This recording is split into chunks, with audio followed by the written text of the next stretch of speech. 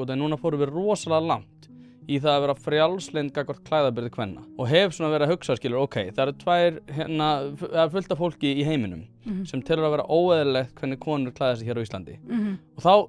hlýtur maður að spyrja sig, erum við að gera hér rétta að vera svona rosalega frjálslynd gagnvart þessu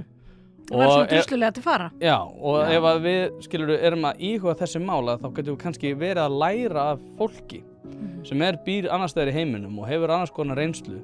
að við nýtum þeirra reynslu til þess kannski að íhuga okkar gildi gagnvart klæðaburði kvenna. Já, einmitt, þú ættir erfitt með að halda handleitinu þarna. Já, og kannski skoða betur þessar kenningar sem þeir hafa til dæmis varðandi kynferðisofbeldi í þessum menningarheimum. Hvernig við getum haldið því betur niður einhvern veginn með klæðaburði kvenna. Ég hef heyrt nefnilega bera fram þessa spurningu á viðburði útlendingamál og þú fékkst náttúrulega ekki mjög góða viðtökur og meðlans var þér bent á það að margar af þessum þjóðum sem þú varst að spyrja út í til dæmis varðandi viðhorf til kvenna og samkynhneigðra þær væru mjög gestrisnar og gott að það var ekki nefnt að þeir elduðu góða mat. Jú, það er alltaf maturinn sem og mér finnst svo merkilegt. Geturðu ímyndað það ef að þú veist, ef það væri að tala um bara eitthvað svona